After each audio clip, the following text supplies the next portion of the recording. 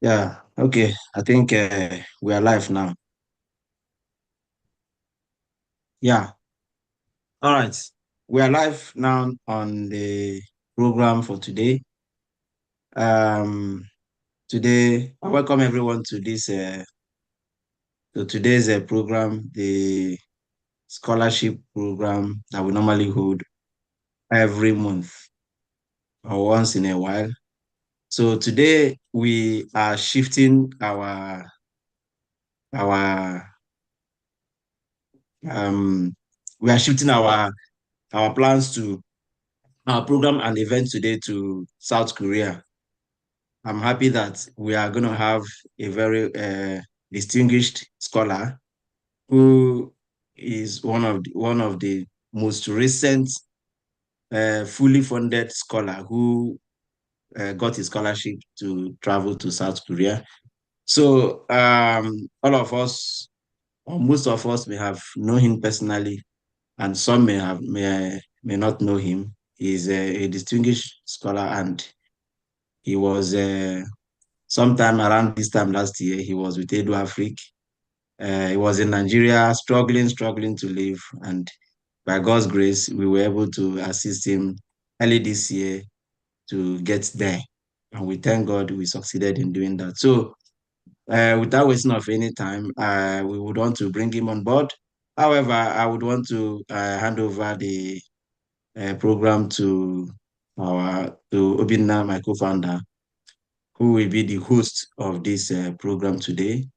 Um, Obinna will take it up from here and introduce Ima and then tell us how the event is going to be today. So Obinna, if you're there, you can take over from here. Thank you. Yeah, thank you very much, Stanley. Hello, everyone. My name is Obinna Franklin Ezibekwe, and I will be hosting this event today. So this webinar is part of our monthly webinar, which we organize to provide important information to young Africans who are interested in securing funding to study abroad. The first webinar we had this year was in February. We had a guest speaker from the UK teach us how she secured numerous scholarships from UK universities.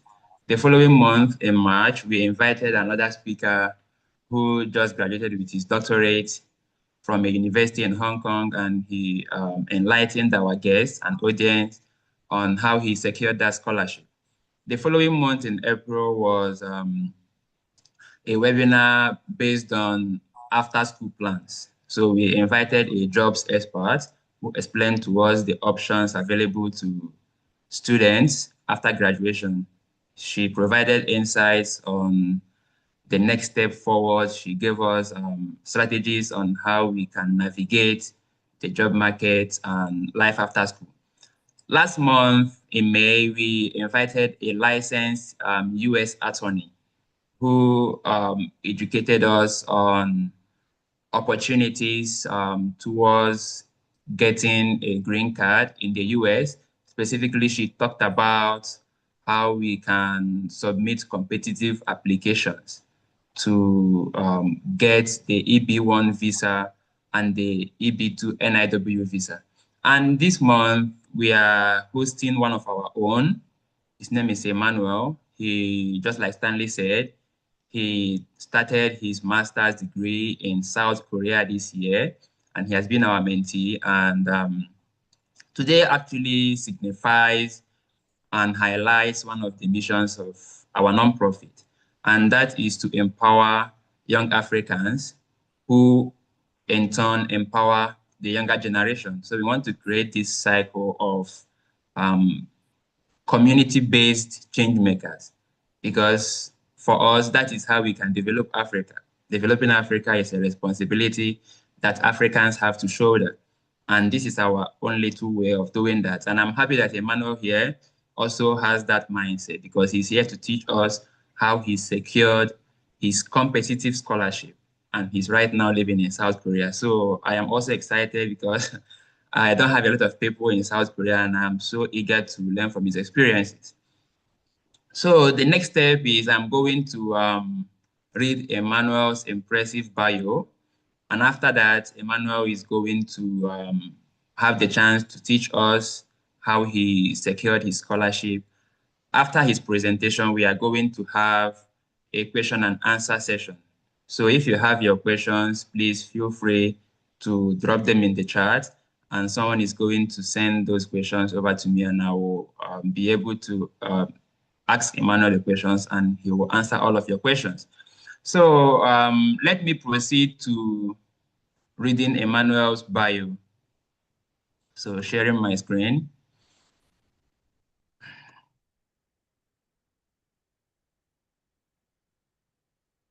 So I believe you can see my screen. Yes, Yes, we can. yes, you can Yeah. see it. Okay, very good. So this is the bio of Emmanuel Mbama, one of our mentees, and we are all proud of him and his achievements. Emmanuel holds a bachelor's degree in civil engineering from Michael Okpara University of Agriculture, Umudike, Abia State. He has published research papers in civil and environmental engineering. He is currently pursuing a master's degree in development policy at the Korea Development Institute's School of Public Policy in South Korea. His academic journey and professional engagements reveal a profound commitment to advancing policies that address climate polarization and environmental, social, and governance ESG issues to ensure inclusive development through effective sustainability. He is passionate about sustainability and pollution reduction in Nigeria through his work as the founder of the EcoLife initiative. He is an advocate for a stable work-life balance through sports. Ladies and gentlemen, at this point, I want to invite Emmanuel to please take the stage. Thank you so much. So, Emmanuel, you can share your All right. screen. Thank you.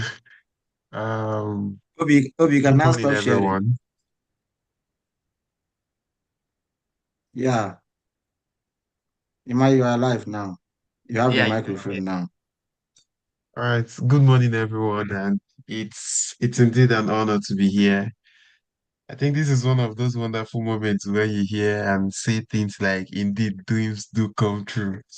Because I think the last year, I was on this part of the divide, listening and getting to learn a lot from the founders and mentors of this organization, and we've been going back and forth with information, personal development, and learning. So I thank God for this opportunity, and I hope this will be the story of other people going forward by this time next year. Not necessarily South Korea, but let your dream and expectation become a reality. I think just like what Dr. Obi said, it's important that you spread your tentacles and see how we can develop further and imbibe this culture of building the builders and training the trainers attitude. So on that note, I'll welcome you guys to this brief presentation. It's going to be as brief as possible so that we can accommodate and um, have a lot of time to answer questions.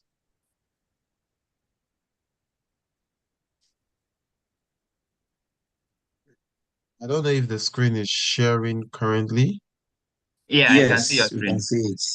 All right, great. So like the tag of today's program, how to win a global scholarship at KDI, Korean Development Institute School of Public Policy and Management here in South Korea, Sejong, South Korea. So a brief historical perspective to where the school is. This is the newest metropolitan city here in Korea with a population of about 500,000, expected to exceed 1 million in the nearest future. And it's one of the smartest cities in the world because Korea is trying to depopularize or reduce the population of people living in Seoul, which is the capital, And with the election that was just conducted last Thursday, the plan is to make Sejong the capital of South Korea in the nearest future. And all the infrastructures and social amenities are pointing in that direction. A brief history about KDI. KDI is one of the engine rooms of South Korea. So among other institutions that they have the research institutes within specific disciplines. So there's a research institute for medical sciences in Sejong as well. There is a research institute for legislative studies. There are also other research institutes, but here at KDI, it's focused on policy, development, economies, and strategy. So that's basically what they study, and we can agree with the fact that everything about the world and every discipline has a policy knowledge, a policy background to it. So I'm diving into the scholarship proper before we go into other scholarship opportunities in South Korea. And it's going to be question intense because I would like you guys to ask questions and get the the proper understanding of what you need to do, how you need to do it, the insider informations, and the strategies that makes you more competitive or make you stand out as the case may be. So the presentation focus is going to be the overview, the qualification, the scholarship requirements, application documents, um, consular legalization, and of course, contact informations, people you need to mail. So going into the overview of the scholarship, there are different stages and processes that you need to pass through to get the scholarship. Of course, I got the Global Ambassador Scholarship. KDI has about 10 scholarships.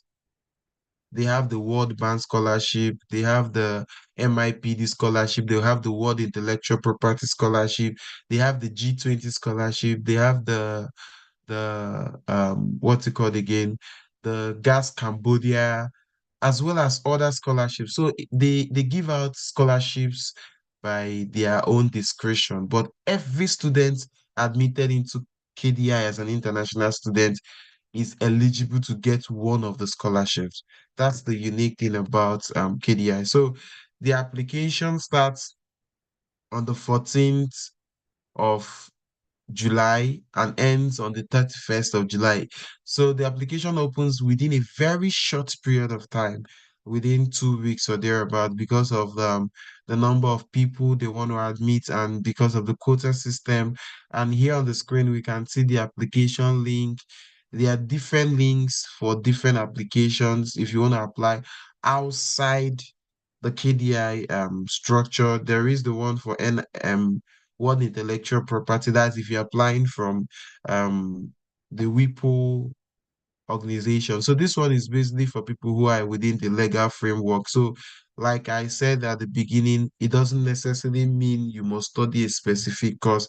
At the course of this presentation, we'll go into the programs that KDI offer and how you can align your dream and your vision in your application. So after the online document, online application, I beg your pardon, where you upload your documents online, the soft copy, and submit the requisite information as needed, you get to the second stage. So when you get to this stage, that's when things become serious. The document review, once they've checked your documents and see that your document is okay, then you've passed the first stage. This happens within 5 days. So on the 9th of September, if you check your mail and you get this email, it means you've gotten to the next stage. Then there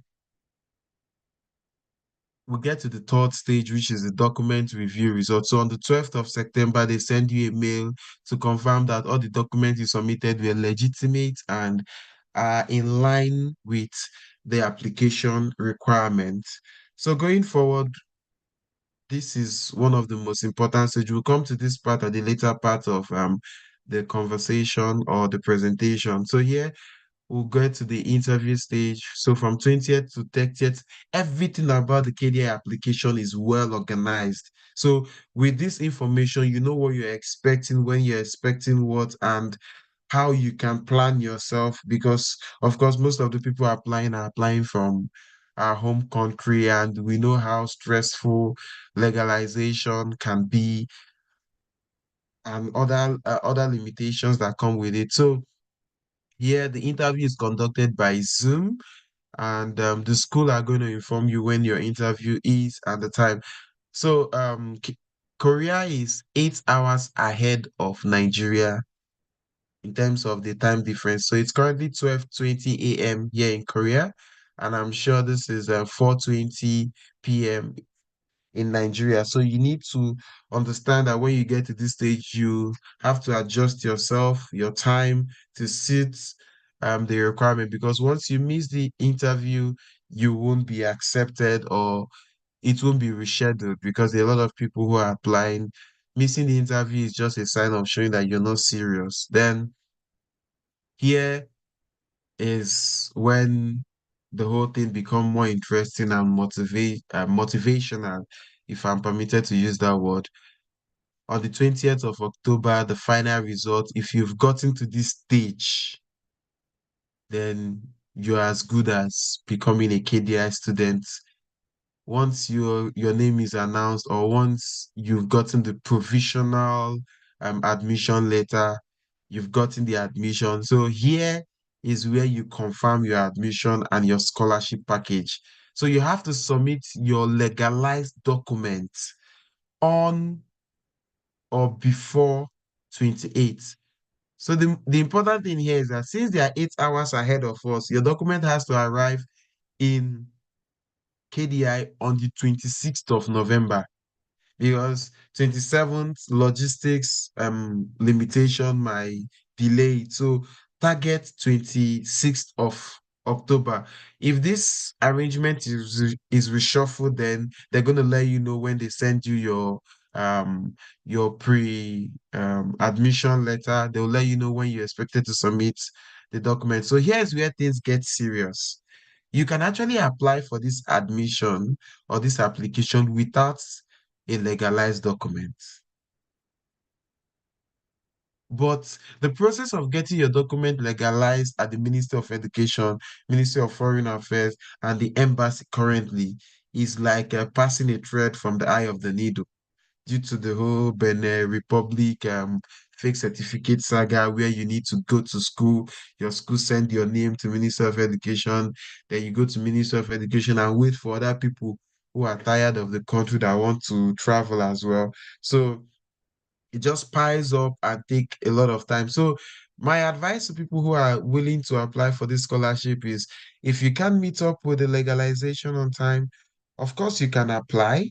Then when it's time for the whole legalization stuff, immediately you submit your application, you start the process of legalization at Ministry of Education and Foreign Affairs, because that's going to help you. Imagine when you get your final pre-admission letter on the 20th, and you're expecting to submit this, that's less than 2 to 3 weeks thereabout for you to submit your documents. And we all know that the application and submission at Minister of Education takes about a month or two.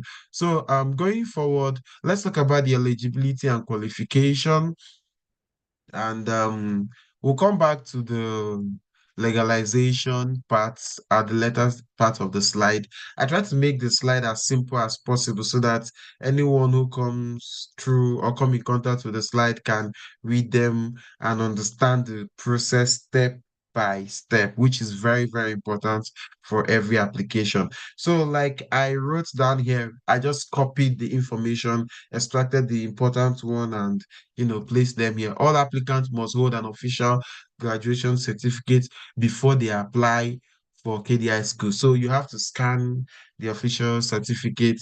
Those are part of the documents that you'll be submitting to the school.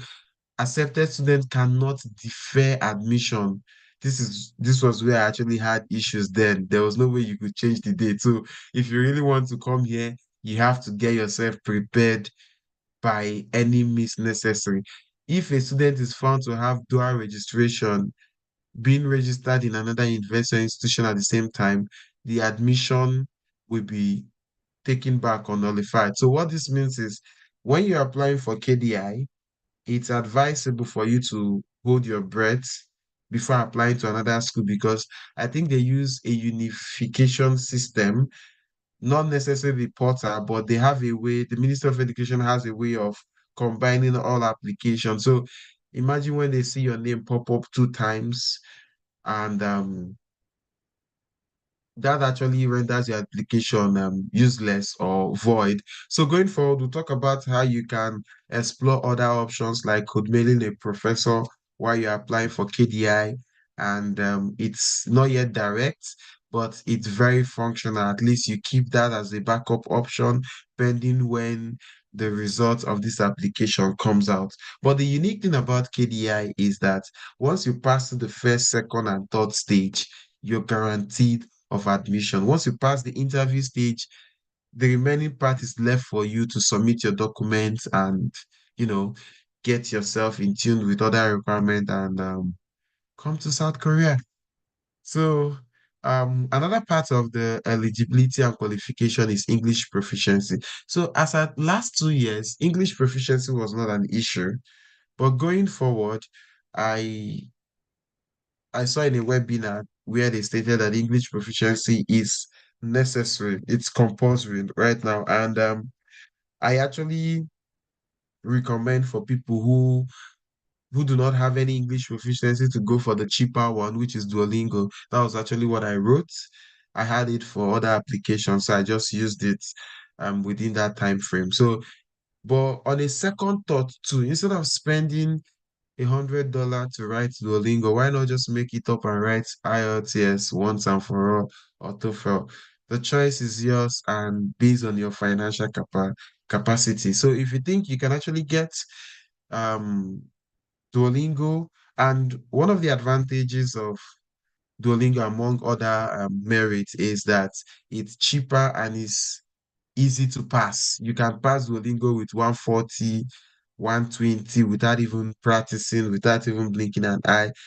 Once you're in tune with scholarship application and you know your basic or you know your onion when it comes to English, you have a good command of English language, you can pass Duolingo easily. So the choice is yours. But I'll actually recommend you look at it. If you're financially stable, just write IELTS once so that you can also use it to apply because scholarship is a game of numbers and not necessarily the best application because you don't know the qualification your competitor or the next person applying is putting forward. One single publication that aligns with a professor research interest can nullify every other qualification you get. So, of course, we'll come to that. And Mr. Stanley and Dr. Obi are very conversant in that field. Maybe they might make some contribution when it comes to that and other issues. So, here is where I know a lot of us are going to be having some challenges. This is the main part of the whole process, which is the document authentication and submission, the Nigerian factor. Not necessarily that it's difficult because of the new requirement of your school sending your name, your letter. For most of us that are schooled in the East, we understand how rigorous this can be, and sometimes money is not enough. You need to come down to school. And imagine when you're living about 100 kilometers away from your school or from the school where you studied. That's a very, very big issue. So my solution to this is as much as possible, try to keep in touch with people. And if you know anyone who works at admin, this is not a legal or valid advice, but it works and helps people help people rather. I've actually assisted people to get theirs sent through that medium. So you just call someone in admin submit the mail via the email address, then follow it up as much as possible.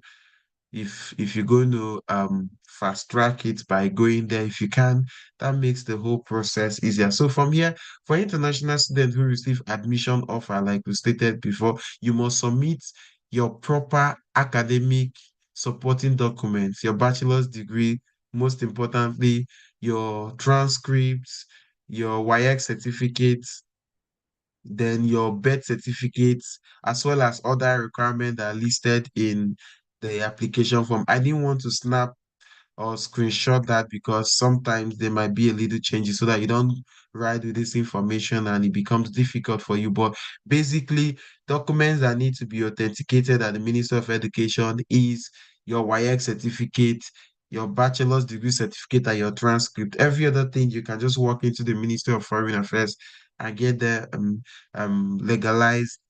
Just submit them in the morning. I think from Monday to Thursday now. Submit by 9, you collect by 3, and you're done. And if you want to get it done by somebody, you can use a courier service or someone who stays in the capital or in Lagos to help you get it done. But the most efficient office is the Ministry of Foreign Affairs in Abuja. So the document must arrive by this date, 28th of November 2025. Like I said earlier, these documents that are on the way will not be considered. Like I highlighted before, your document has to arrive before 26th of November because of the time zone. They are 8 hours ahead of you. So if you're timing or banking on hours, what if there is an issue with the courier company delivering it on time? Of course, their courier service here is very efficient. But sometimes stuff happen, misplacement of document and the likes. It takes a lot of hours for them to sort it out and get things moving. So it's better. Imagine doing this whole thing and getting to the stage of document submission and you misbehave or you do the wrong thing. You've actually sabotaged yourself because the school have done everything for you and it's just for you to submit your documents and come on board and be happy with the whole process. So the documents, yeah, this one is very, very important as well. Your documents will not be returned. Very, very important. Your documents will not be returned. So here, sometimes we get to submit original document, like our original copy that the school or institutions and parastatal issue to us, and we have this feeling that we can get it back. Here in Korea, they don't return documents. So what happens rather is that when you legalize your document, the legalized photocopy automatically becomes the original that you're going to submit, not your core original. So if you're submitting a document, make sure you submit just the photocopy, which is now legalized. I'm trying to bring out a document here so that we can see what I'm talking about. Let's take, for example, this is my statement of results. This is the one the school gave to me. When you're submitting for legalization, you have to photocopy this, preferably a colored photocopy.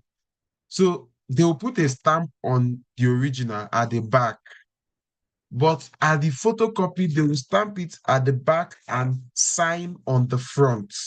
So that automatically becomes the original because I saw a situation where somebody sent his original document and had to call it back.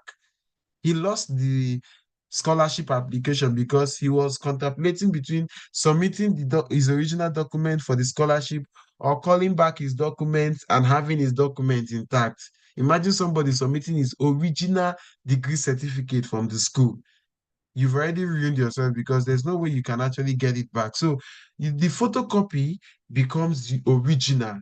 I'm actually emphasizing on this because you can actually sabotage yourself by making that little mistake. Not necessarily because of this application, but also other applications that you need to submit. Imagine when the fully funded scholarship that you've been waiting for comes and you don't have a document to back it up.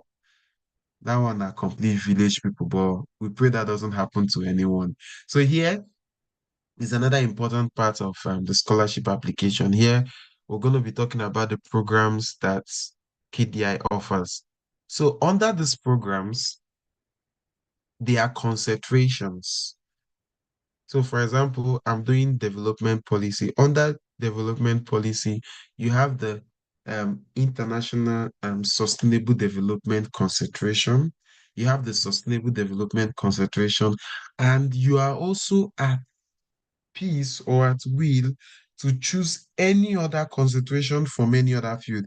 Let's take, for example, here now that it's MDP, there is sustainable development and there's international development, I beg your pardon. I can do sustainable development here and come and choose another development, which is regional development and environment policy, which is what I'm doing.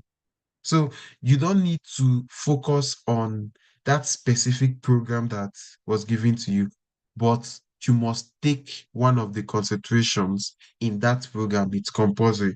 Then you can go and choose any other concentration that you want. So I'm trying to see for me, combine regional development and data science. That's what I'm just trying to do, depending on how you choose your courses. So for every concentration, you must offer three core courses of that concentration. One fundamental course, which we call the core course, then two other elective courses like we did. Then here you have the public policy and management. Here, people who studied accounting, economics, marketing, international relations, we can see there's a concentration for finance and microeconomics, economic policy, trade and industrial policy, policy, finance and social policy, regional development and environmental policy. Like I stated before, in MDP, development policy, has sustainable development, international development. Here in public management, you have public administration and leadership, there's strategic management, there's global governance and political economy. Here in MIPD, which is intellectual property and development policy, you have intellectual property and innovation policy is a standalone concentration. And here in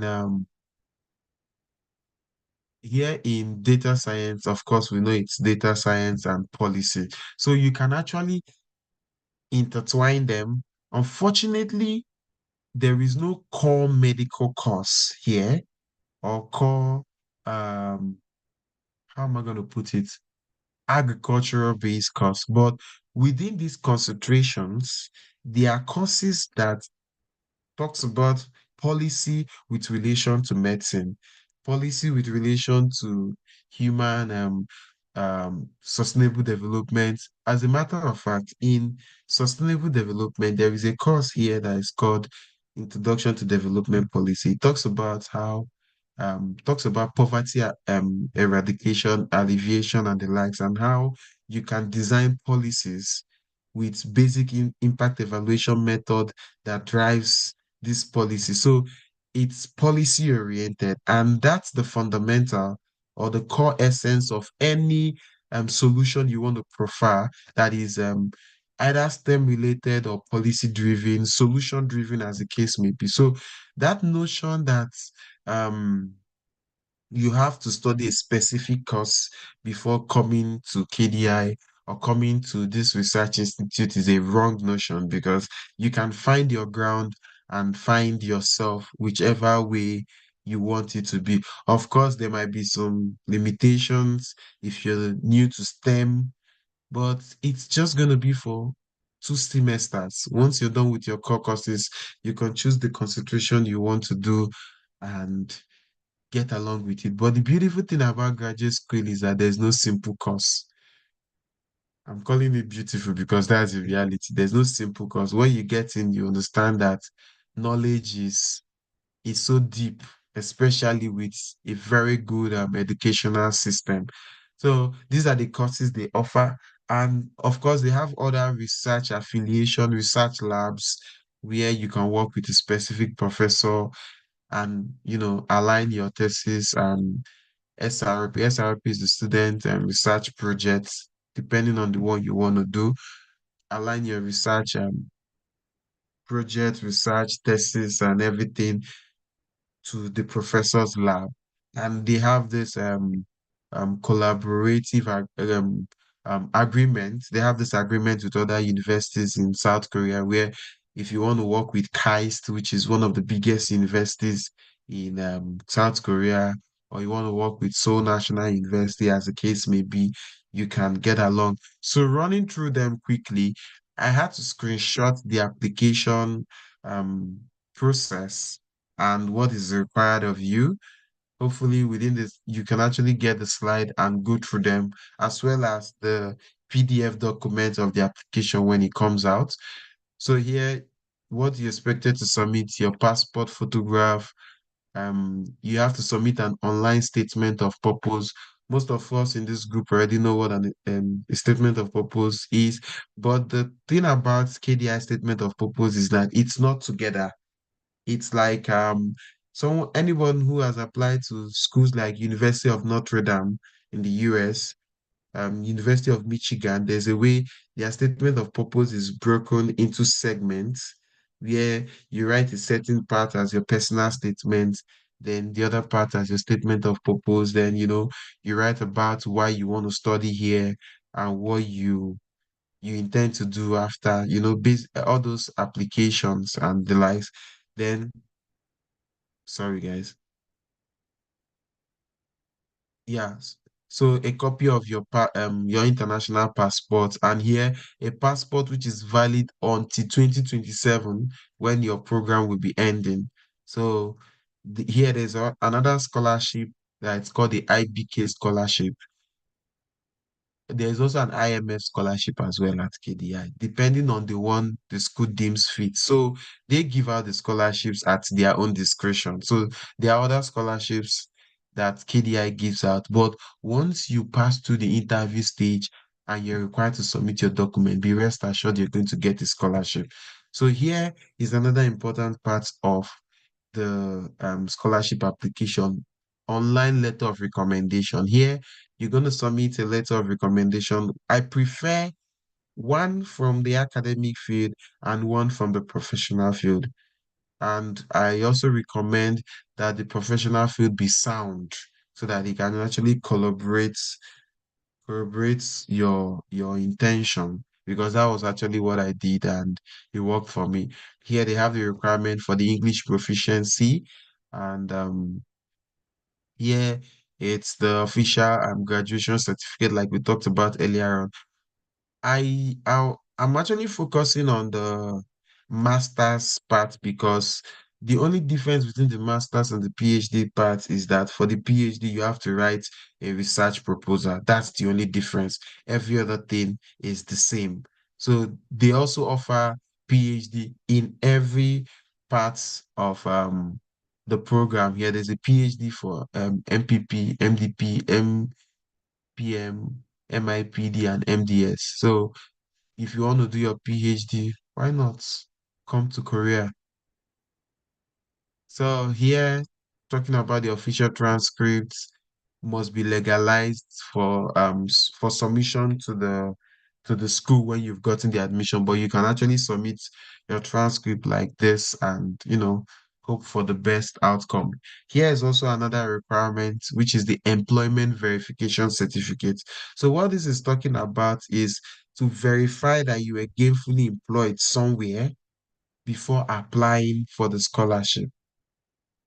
So, like your previous work experience, what they're trying to say is that they want to see beyond what you're stating in your CV as your previous work experience. They want a document to validate that claim.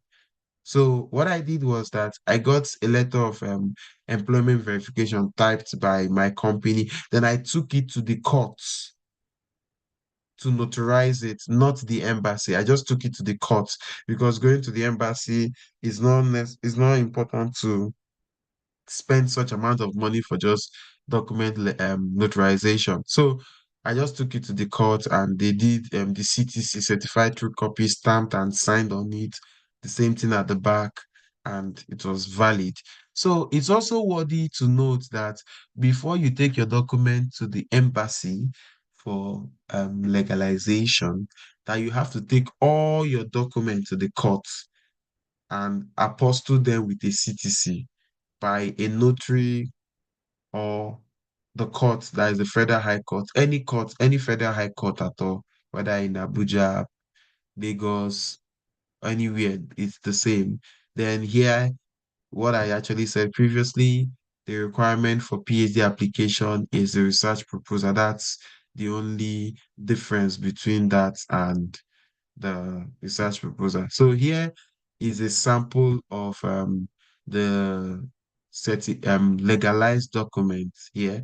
This is an apostille legalization, then this is a legalized document by the Korean embassy. So I just had to screenshot the one I have so that you see a picture of what it looks like and what the expected results should be after you must have gone through Minister of Education, Foreign Affairs, the courts and everything. So that's the final part. I don't want to bore you with long stories. I will appreciate accommodating more questions to lay more emphasis on any parts you find confusing.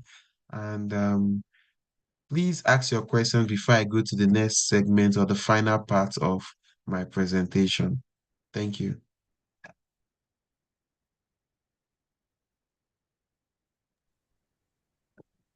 Thank you very much, Emmanuel. So you said you want to get some questions before you get to the final part. So I'm just wondering if you could just present everything. Then after that, we can go to the questions and answers section, please. Yeah, this is more like an oral presentation. So the final part is the second option, another way to, search for scholarships here in South Korea, because it's just KDI that is currently open. Of course, most of us must have heard of GKS, we must have heard of KOIKA. Those are government-funded scholarship, and they go to the embassy track, and we know sometimes it's politicized, and I'm not, that's as much as we can say regarding those process, because when it goes to the embassy track, they take less than 6%. But a lot of researchers, a lot of professors here in South Korea, they have funding and they have um, research interest, research lab, just like the way it is every part of the world. And due to language barrier, they don't really come out to tell you that this is what they are looking for or this is what they expect from you. Because one of the school that has the highest number of Nigerians is called Daegu University. Is in Daegu, another province. I discovered this last week when I went to play football, when I was asking the guys. About 70% of them got their admission and came to South Korea through a professor-funded research project or research scholarship, as the case may be. So this is where code mailing comes in. Like we said in the KDI application, you can submit two applications at the same time. And here, just code mail a professor, a simple step. It's not complicated. Go to Google and search list of universities in South Korea. When you search the universities, there are universities that are STEM based, there are universities that are art based. I have about four examples here, so I'd just like to share them with you. One of them is Adjon University. I'm trying to see if I can. I actually saved it somewhere on my system that got missing. So I was just researching this before the presentation, and a lot of Nigerians too. Like this is the Daegu University we talked about. Permit me to just copy this and paste it in the chat box so people can copy it and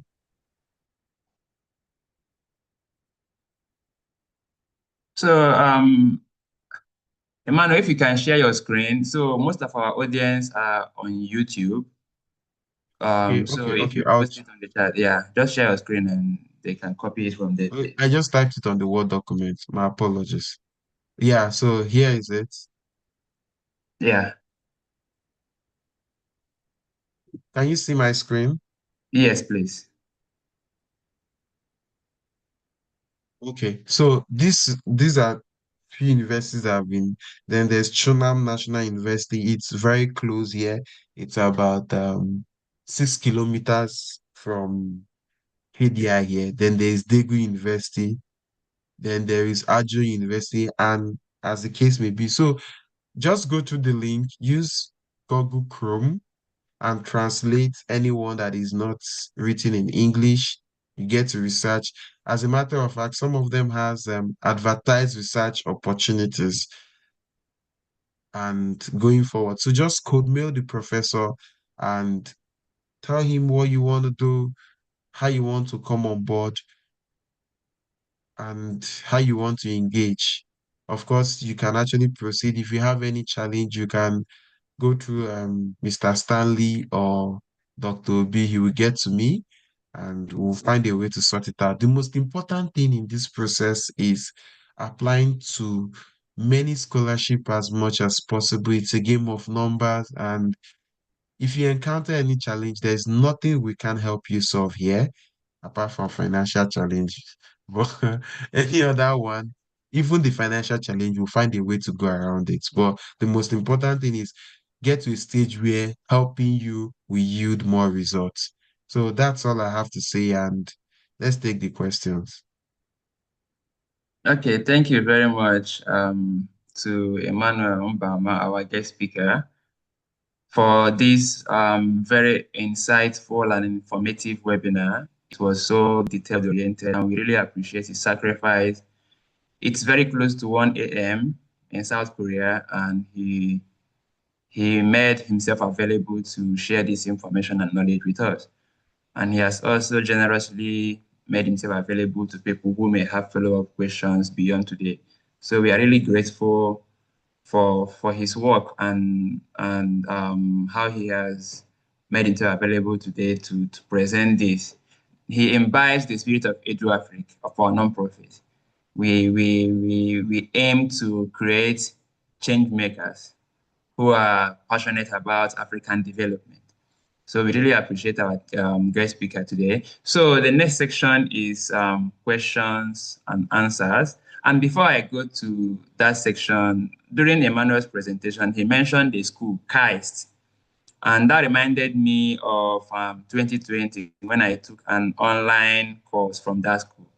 And it was a rigorous course. And that kind of like gave me a little exposure to what education in South Korea is. And from that experience, I would say it was worthwhile. So if you are looking to explore graduate education or even undergraduate education abroad, South Korea could be a good destination for you. So we have a couple of questions. Okay, before I read the questions from the chat, um, someone on Zoom has a question. Sandra Nzekwe, please can you unmute and ask your question directly? Okay, greetings everyone.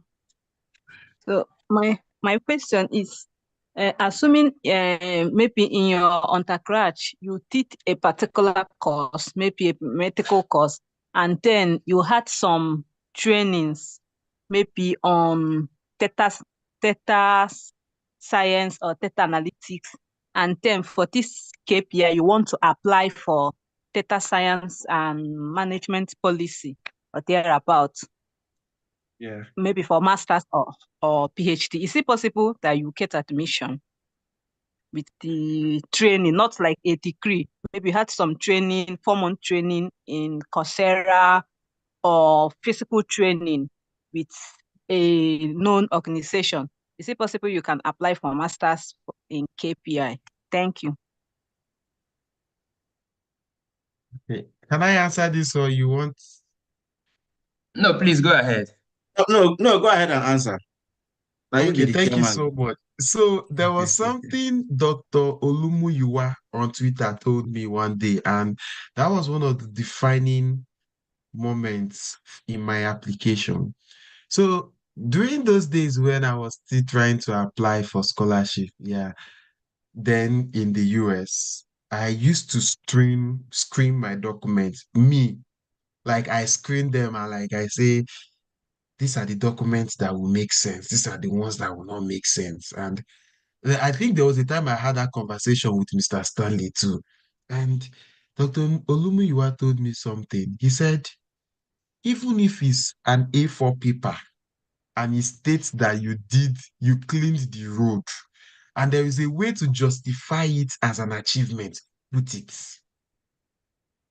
First of all, that I think that answers the question of Yeah, Coursera. And you have a point even if there. it's your village chief that gave you the document, if the document is not so legal, take it to the court and notarize it. It becomes a legal document. Automatically.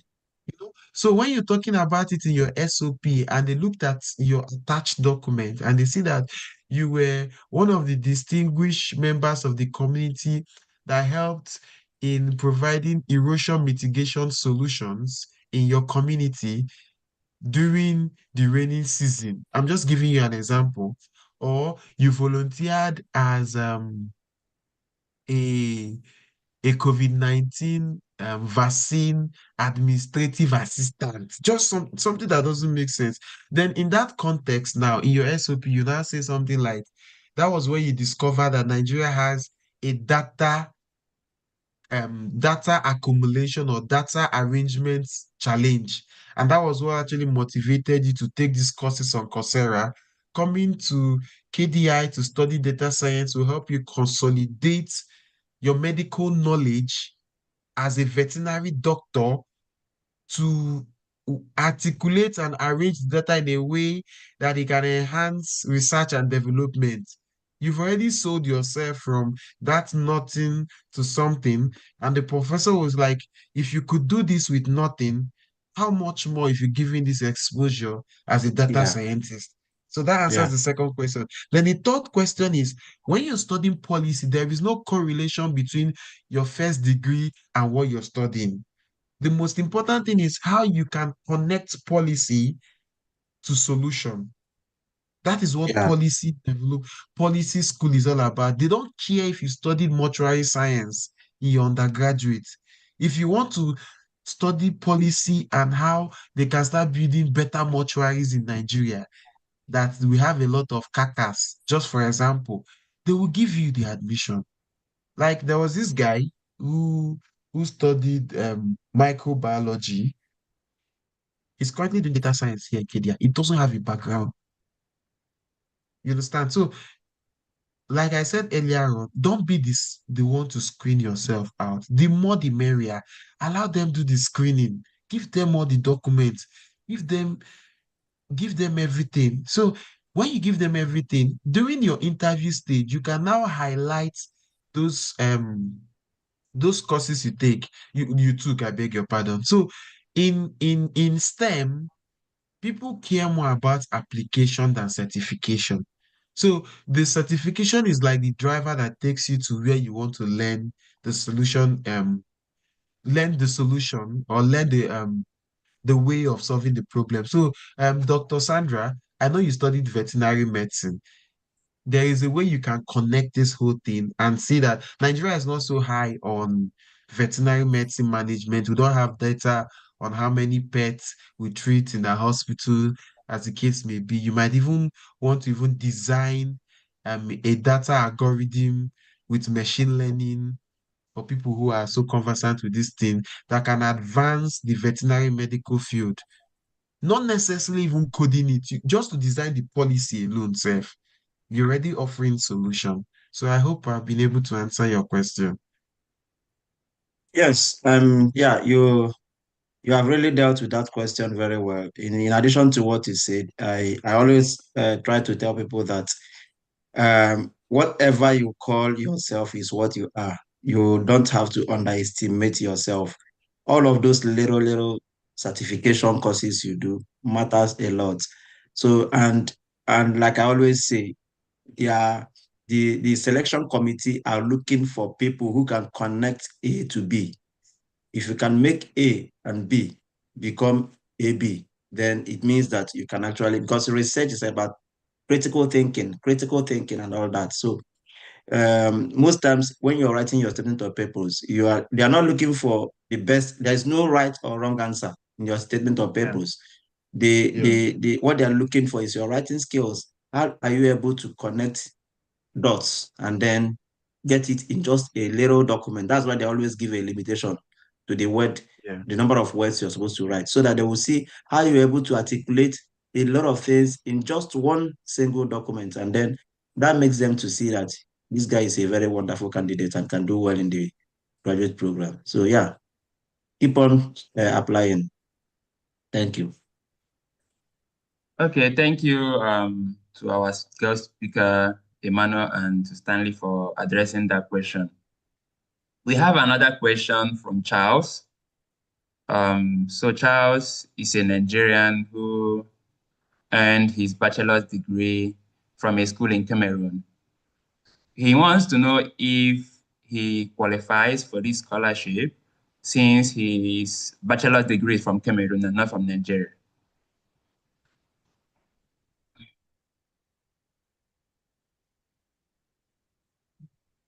Yes, you're qualified. I have some Cameroonian friends here. I know two people who are from Cameroon here. They came before me actually. They're leaving next month. They're finishing their studies next month. But I don't know if there's an embassy in Cameroon because Yeah, yeah. the people f- the people from Liberia do their legalization in Nigeria. Mhm. So Ah, yeah, they wow. do their legalization in Nigeria. So So what happens to people in it means could that be, is it possible that people in Cameroon are yeah, they also have they have an also embassy. They have an embassy in Yaoundé. okay? The address is house. I just saw it on the internet now. House 85 Rosa Park Avenue, Ntuon Golf, PO Box 1238, Yaoundé, Cameroon. They have an embassy. Okay. Just search it, Embassy of South Korea in Cameroon. So Mhm. once you go through the other, I'm sure your country might not have the same issues with document legalization like we do here. So the earlier the better. Okay, thank you for that answer. So we have another question from one of our mentees. We'll just call him anonymous or call her anonymous, as there's no name. So Mhm. the person the person is asking the cost of document validation, and then he or she also wants to know how long it takes for this validation to be completed so that they can submit on time. Then the last part of that question is if documents can be submitted after the deadline. So there are three questions. Okay. I guess the person joined later because I'm sure at the beginning part we talked about it, like we saw on the slide. If you submit your document later than 28, that was how I was emphasizing on submit before 26th. Because people like Mr. Stanley that have worked in international office of a university understands that sometimes these things are not done with emotions. It's first Yeah, come, first serve. When they come, exactly. you screen them. And there was this joke that someone told 2 years ago or thereabouts. And that joke has stuck with me whenever I'm submitting an application. It said, whenever you are submitting an application, submit it on time. And for people who are Christians, you sprinkle a little blood of Jesus on top of it because you don't know the mood of the person who is going to be receiving your document or the person who is going to be evaluating your document. And he went further to crack a joke by saying, what if the man was offended by his wife at home and your document is the first document he saw? There's nothing you will read there that will make sense in quotes. That's like a very funny joke that has a lot of lessons from it. So the point I'm trying to make here is that when they tell you to do something, don't wait for the late rush because you're not submitting this document to a working organization in Abuja. You're submitting the document through DHL. So when I submitted mine, I submitted it through DHL. And for DHL Express, it was about 128,000. And for DHL, just whenever I want to arrive, is like 90,000. So I was caught between submitting through whenever I want to arrive. They fit just carry my document, go dump somewhere. Why not just, if you want to do something, just do it with your full chest and let it arrive. It arrived in 4 nights. Let me just 4 nights, that's 5 days. I sent it on Monday, and on Friday morning, Nigerian time, that was like 3 days already from here. He arrived there. I was settled because when you've gotten the admission, why risk the last opportunity of you getting the final answer? So to answer that question, don't submit it late. You can't submit after the deadline. It's stated there in their requirement. KDI is a very, very organized institution. It's not like a normal university. It's a graduate school. There's no undergraduate here. So anybody that is coming to KDI is coming for graduate school. So there's no university around KDI. The closest university to KDI is about 10 kilometers, and they have about two campus, just one graduate school. So they are very organized and very articulate in the way they deal with things. Although most of us are here now, we feel like we are not familiar with the system. But when we're at home, fear will catch you now because you can't miss the deadline and accept rules to be bent for your sake. So for the cost, it's not a black and white answer, but I'm going to break down how much I spent. I did my document legalization twice because I did the first one and I applied for GKS, but due to personal reasons, I was shortlisted for the interview, but I was in the village. I was taking care of some personal stuff. Then I couldn't meet up with the interview because of time zone difference. So I only had one photocopy. So I submitted that photocopy then. So I needed to do another one. So the last one I did, sorry, I spent to do the Ministry of Education will cost you around 60 to 70,000 and the time. But if you want it to be faster, it's going to cost you a little bit more, because you need to fast track it, the Nigerian unfortunate situation. Yeah, that's for that. Then for the embassy, it was 6,000 then, and you have to go with clean Nigerian naira, like mint, preferably. 6,000 per paper, like per copy. So when I did mine, we did 6,000 statement of purpose, sorry, 6,000 statement of original certificates, 6,000 transcripts, then 6,000 YX certificates. But now they are doing 6,000 per page. So calculate it. Then at the Federal High Courts, I got mine done for free because I know someone that works there. But the cost is 500 to 1,000 per page for stamping. So I'm giving you the unit price so you can do the math. Then for Ministry of Foreign Affairs, official price as at last year was 300 naira per page. So you pay 300 per original, 300 per photocopy. But if you want to get it done fast, you pay like 1,000. If you know somebody there, you can pay 500. Then you need to push it forward for it to come. You know the unfortunate Nigerian situation. So I'm just giving you Yeah, the unit we price. understand. And Yeah, I'm sure but this is this was just price of calculate last this year. rough estimate. So you said? And I'm sure this was a price of last year, not even this year. No, this was a price of May last year. So it's not Uh-huh. it's no longer called last year. If it was December, it would be different, like May, when a town hall was not yet different. I understand. Yeah, yeah. Yeah, thank you, Emmanuel, for that answer. So we have another question from Linda Obiquelo. So she's asking if there is any age limit to apply for the scholarship. And then Oh the no. second part of that question is if someone with a second class lower or a third class can apply for the scholarship.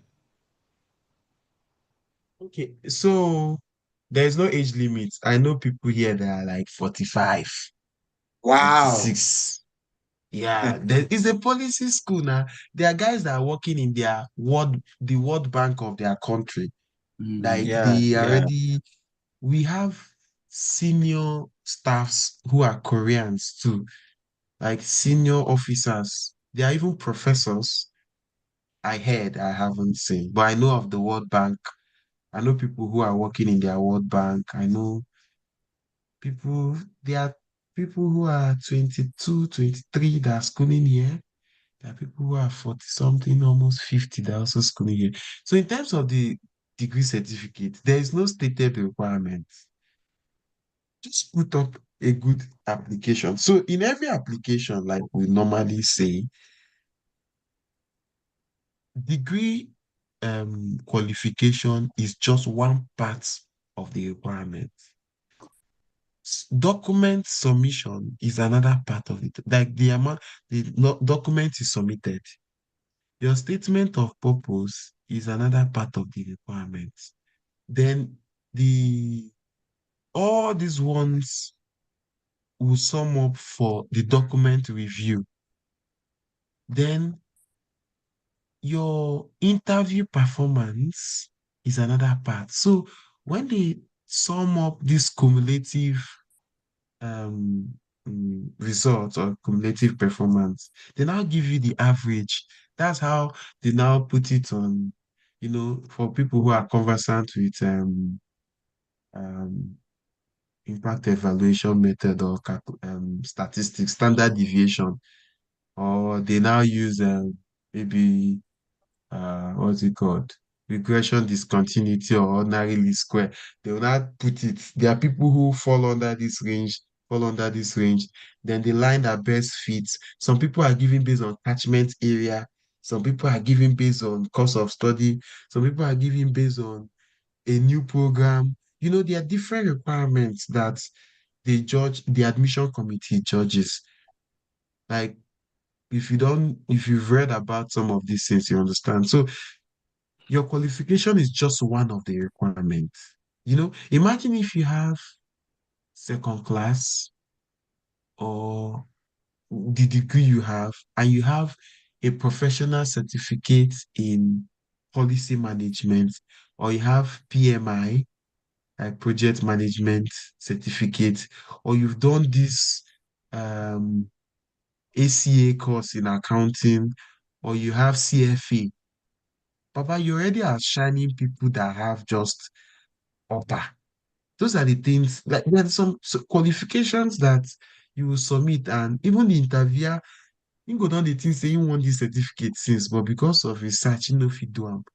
You see, but Yeah. the best language here to use is that there is no specific requirement, like I saw, like there's no upper, no lower, but your you must be more than 3.0.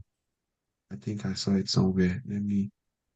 Must be more than 3.0. Let me not give you a wrong information. Must be more than 3.0.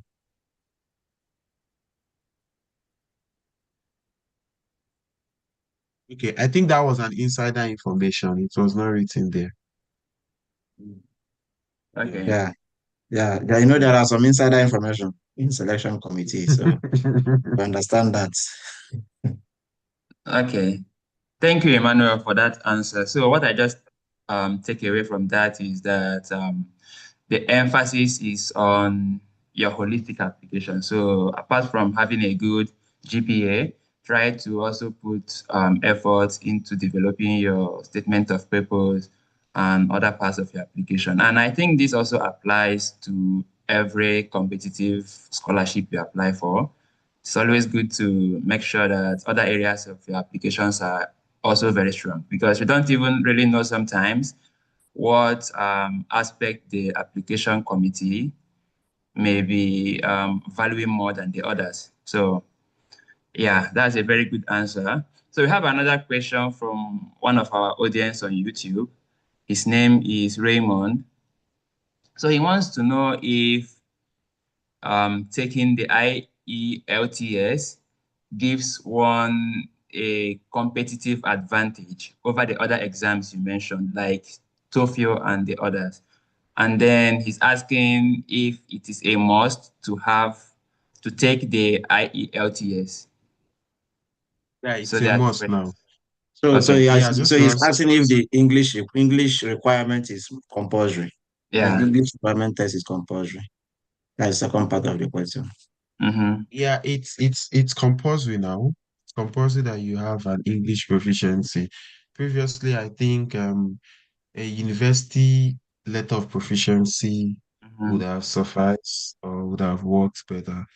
But now it's important. Even with the webinar that the school is hosting, they stated it there that English proficiency is important. So for the part of which one is better, all of them are on the same scale. Like if you saw it during the presentation, 6.0 is equivalent to 100 in Duolingo.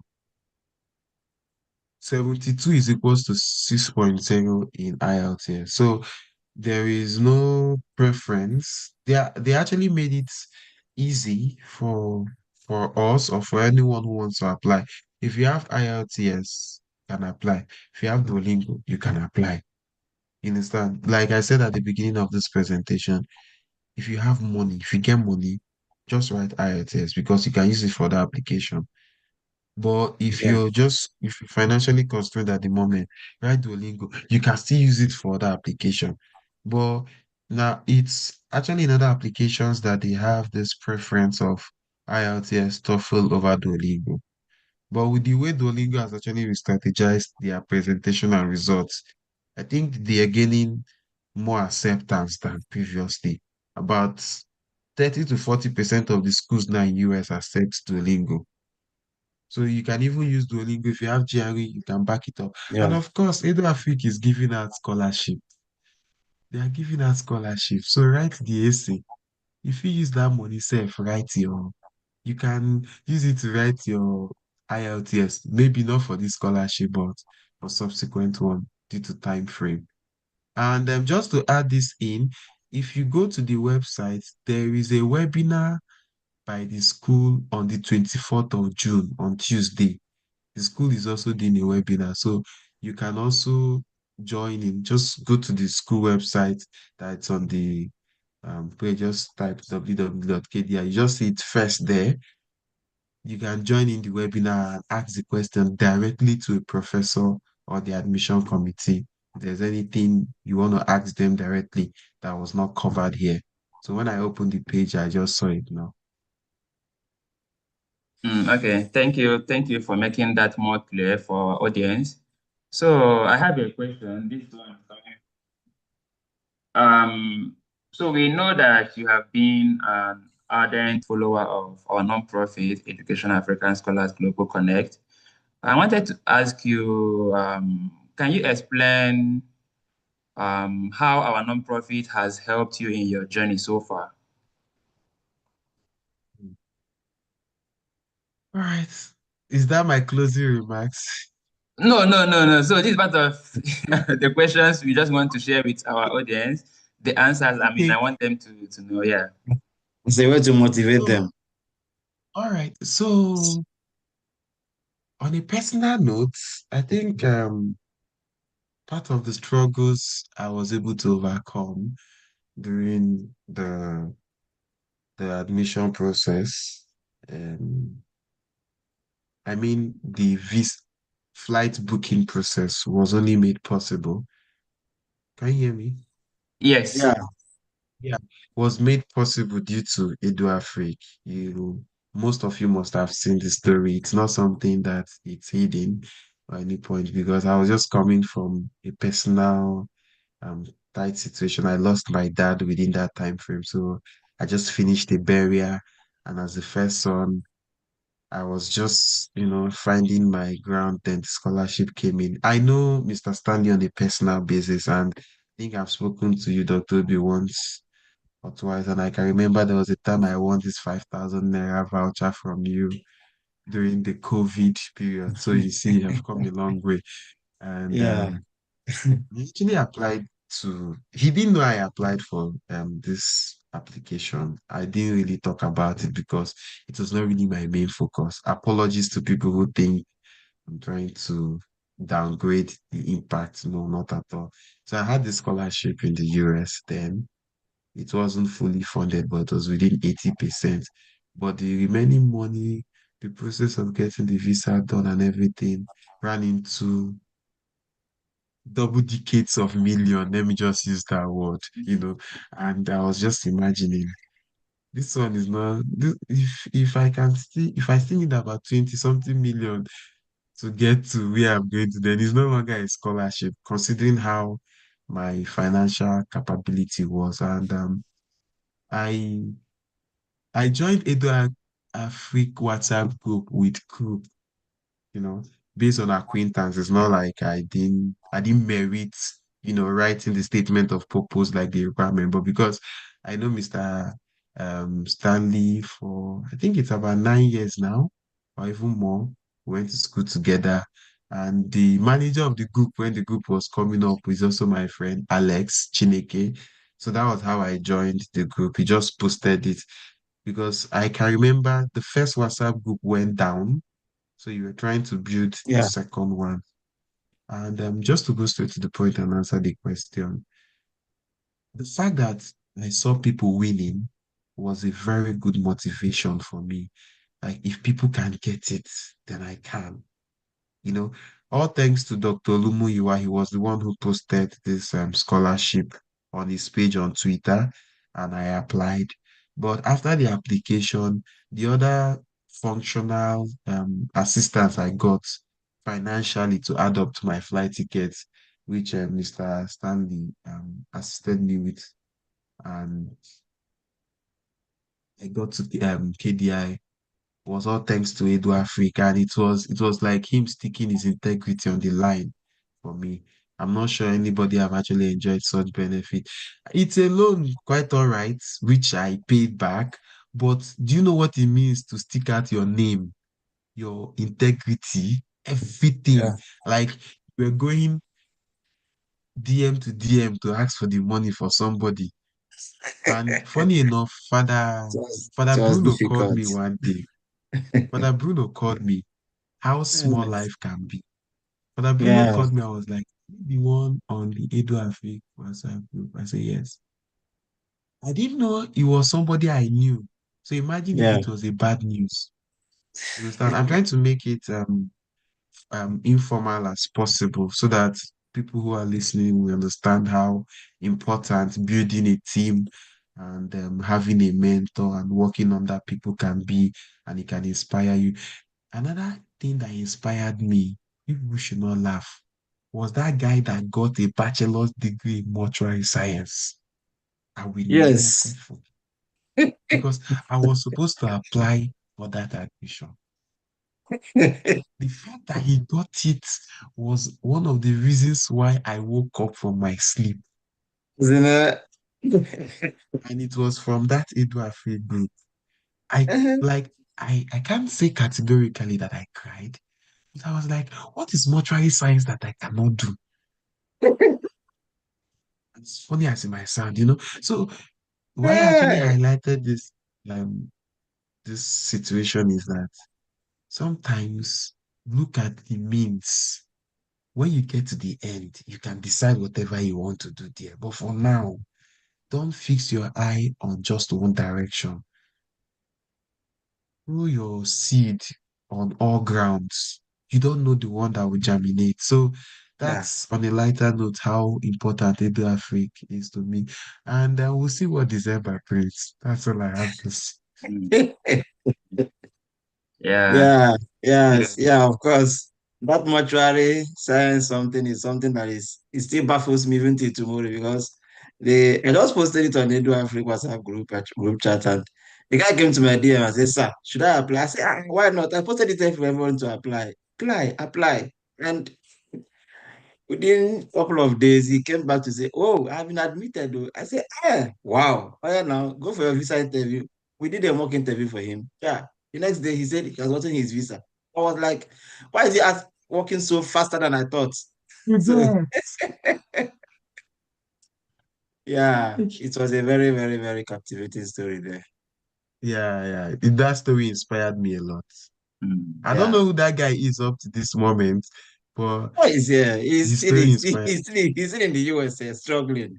You, you see, his story inspired me a lot. He inspired Yeah. me. Like I was like, even if it's just Cameroon, I want to go. Even if it is Panya. But then I Spain, I hype up this thing too much. I said Cameroon, Okay, Eh, thank you. Thank but you that's so much, how that. Emmanuel. Thank you, Emmanuel, Yeah. for explaining how our nonprofit assisted you in your journey. Um, so that is what we basically do. We assist Africans um, along the entire stage of their journey to study abroad, be it giving them scholarship to cover their application fee waivers, helping them to review their application documents, conducting mock student visa interviews, or even providing other assistance when they arrive in the US. We try to just be there for our mentees and for any African who may need our help at any time. And just like Emmanuel, we have mentees across the globe. We are building a very large network of African scholars who we know are going to be leaders in different capacities who are able to contribute to African development.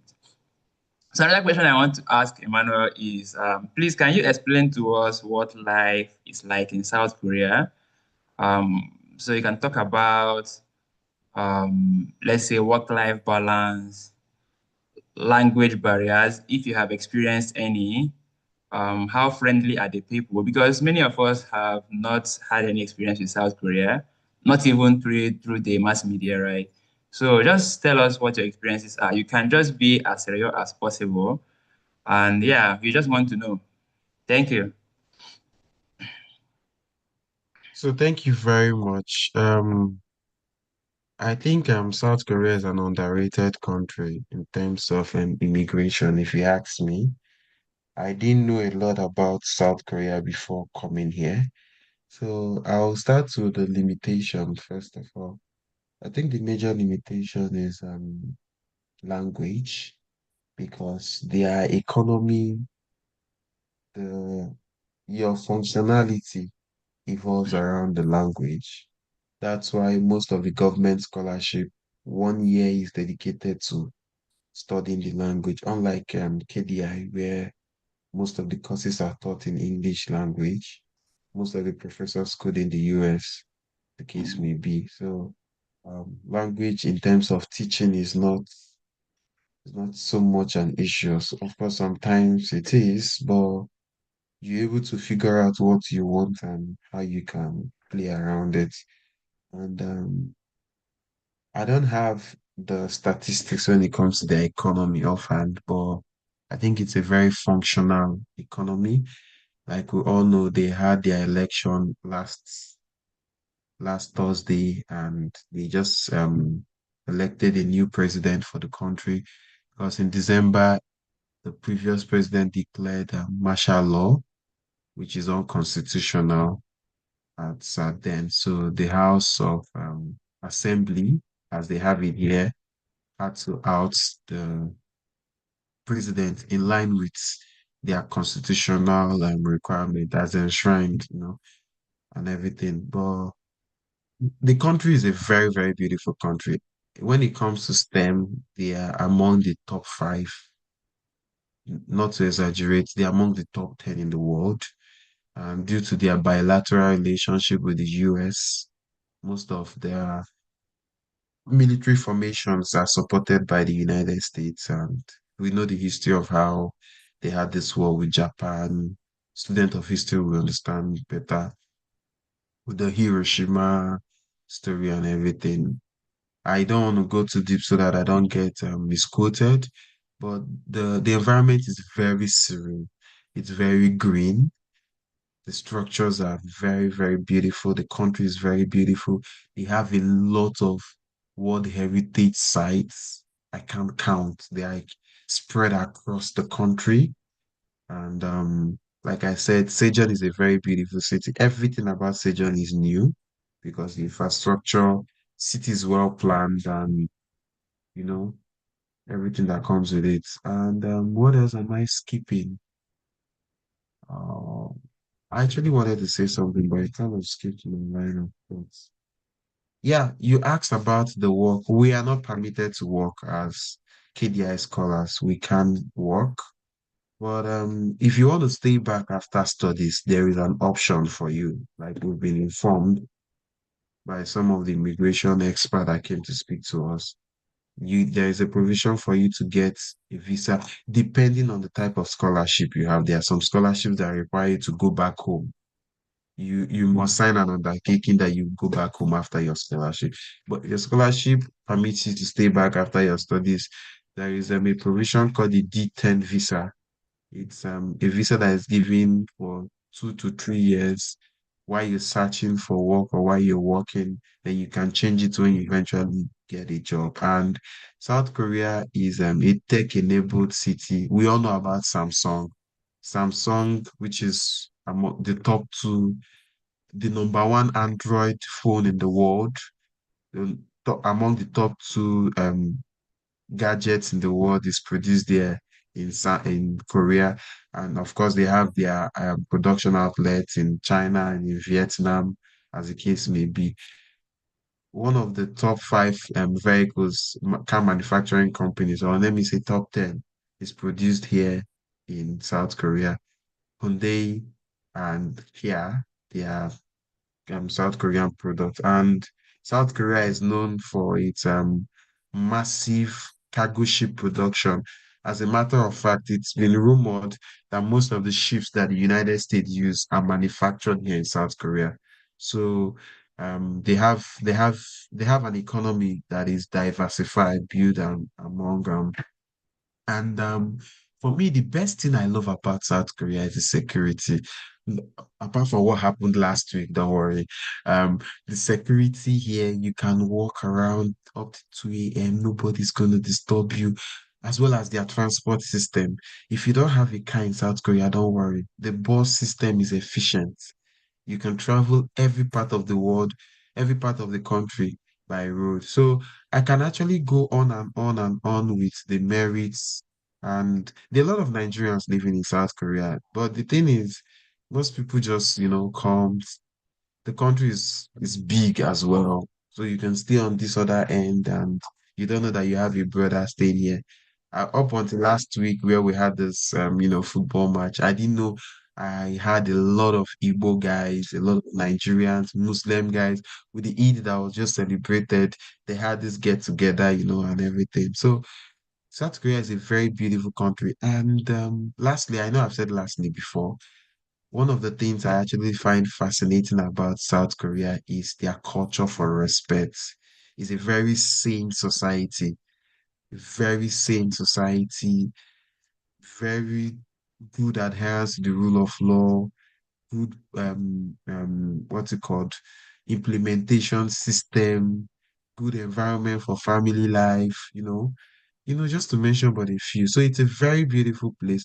Of course, you might not get this whole feeling of staying in the city center, like in Seoul, where you can have Nigerian food. But apart from that, it's a place, their food also is also very good.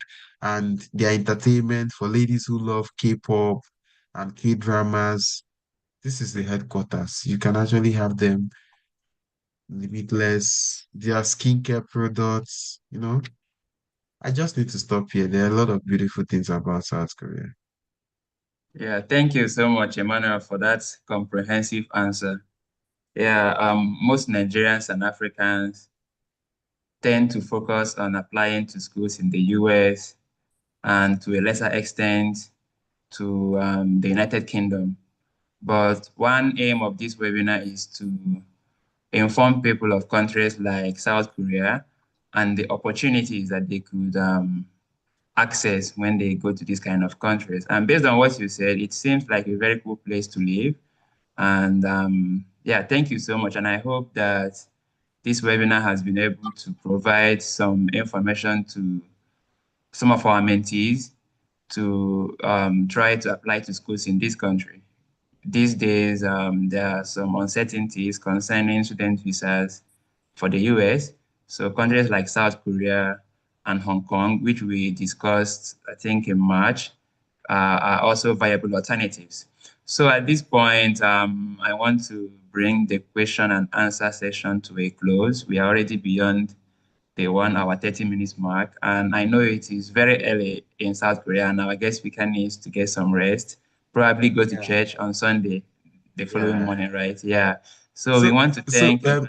Dr. Obi, let me say this before you round up.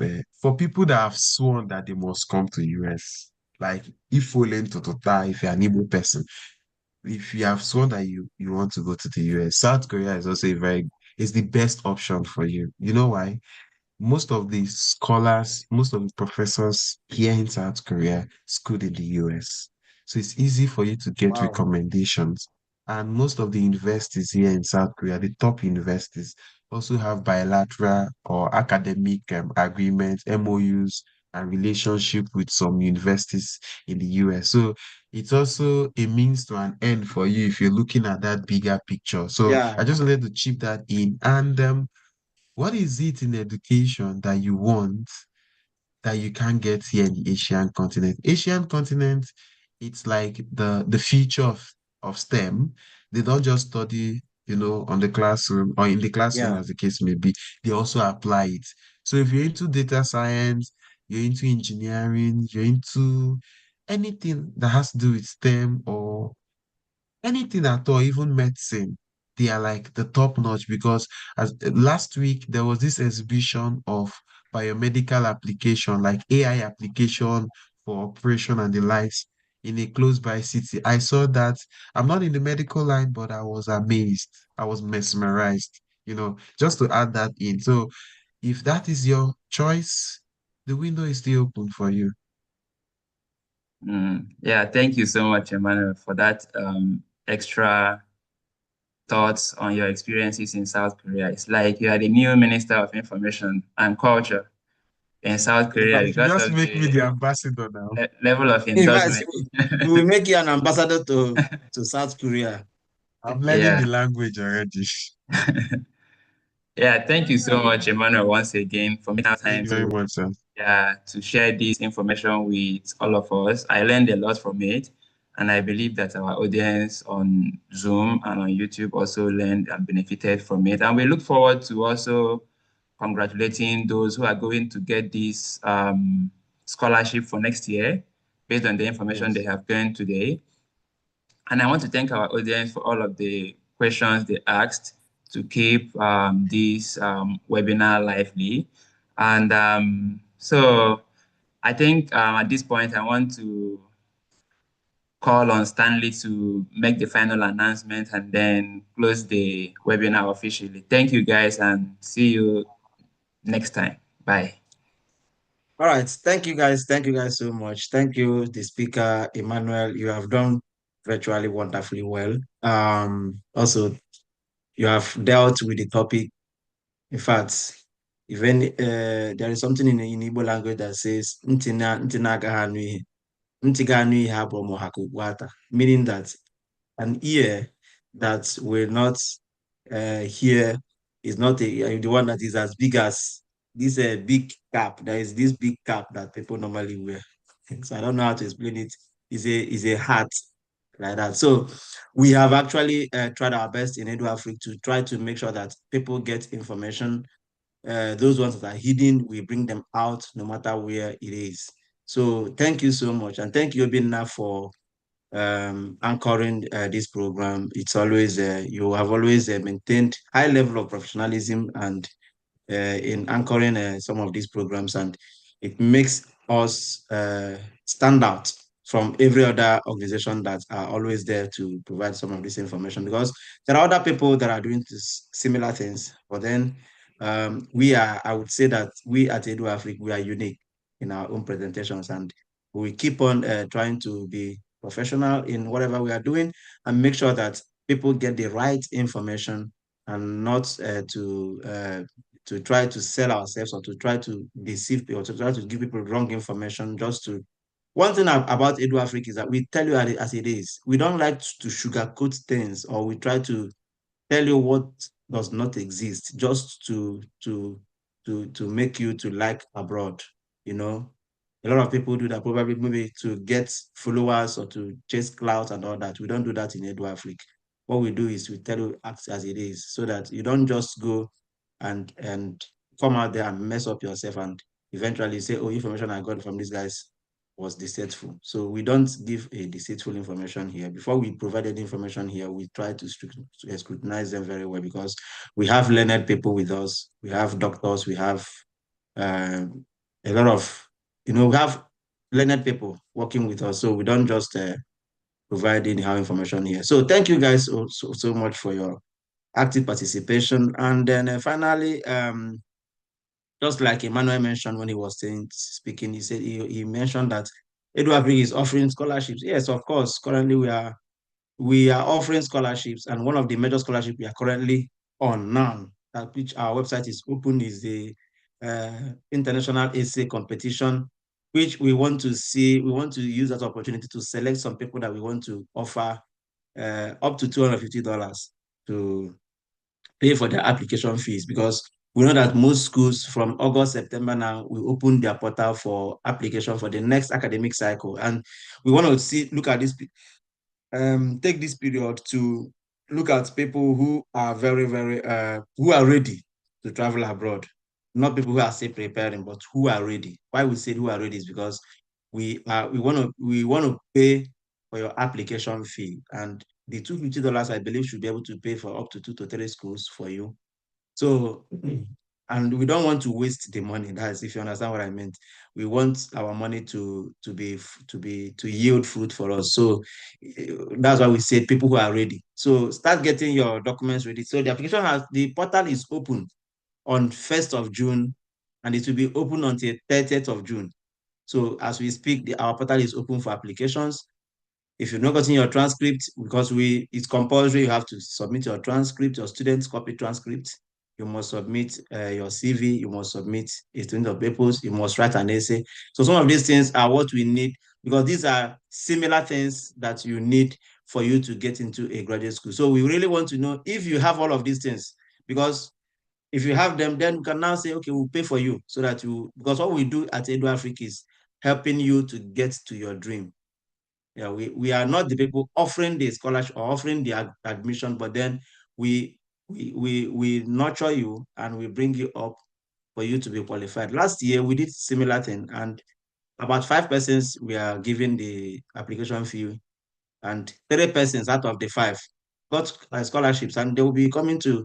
One of them is going to Egypt, the other person is going to US and all that. So we will keep on doing that and see. So if we're able to give 5 and 3 got it, we are happy that we are doing something. And this year we intend to increase the number.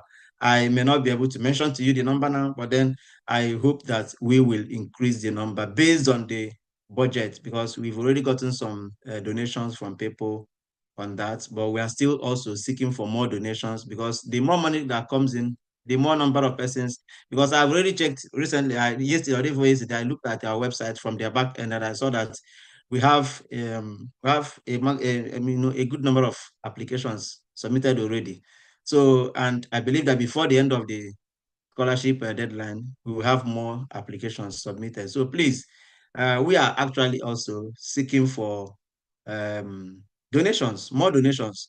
We already have some money at hand, which I don't want to mention the public, but then we still need more money to have more people.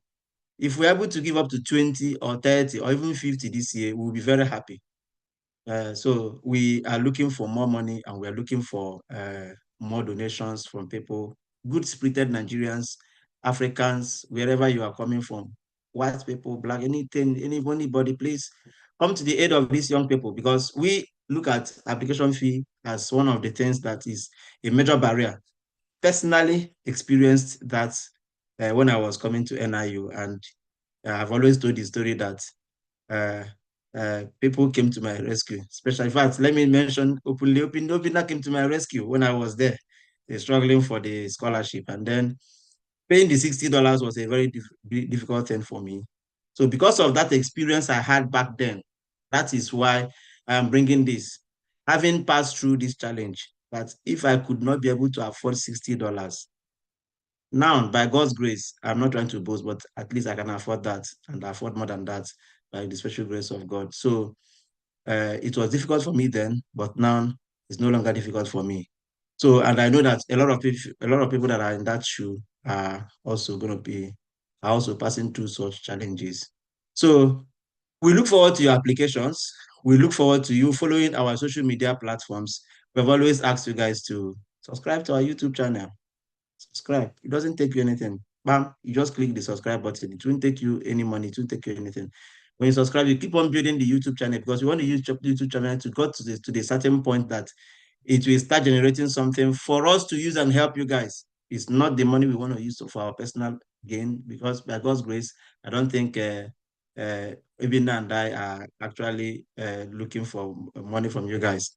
So yeah, so what we are looking for is to build a platform that can help us to generate funds that we can also use to give back to you guys. So please share. Each time we are on this program, share the link, share it, let it go viral, let it go up, let it go out there, let people subscribe, let people build it. Let us. We started Edu Africa as people empowering people, and now we are Education African Scholars Global Connect. So we empower you to empower others.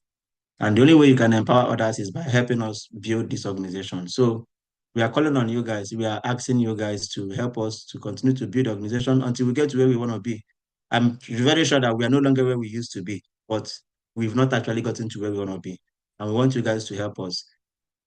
Thank you guys also. Thank you, everyone. Thank you for your active participation. I think at this point, we would have to call it a day and look forward. I think by next week, we will be appearing, or next 2 weeks, the committee of this scholarship will be appearing to hold a webinar, a separate webinar session on this, on the current scholarship that we are doing. So I think we'll be coming up within the next 1 to 2 weeks for that. So we look forward to you guys joining. For those who are interested in applying for the scholarship, we will very soon publish the time and then the exact date for us to come online and explain more about the scholarship. We are still doing all that. We are still posting on our social media and other places. Follow it. Follow the information we are posting there. They are very, very informative. They're very, very useful to you guys. And as we work, we pray that God will help us in everything we are doing, and we will get to where we want to be.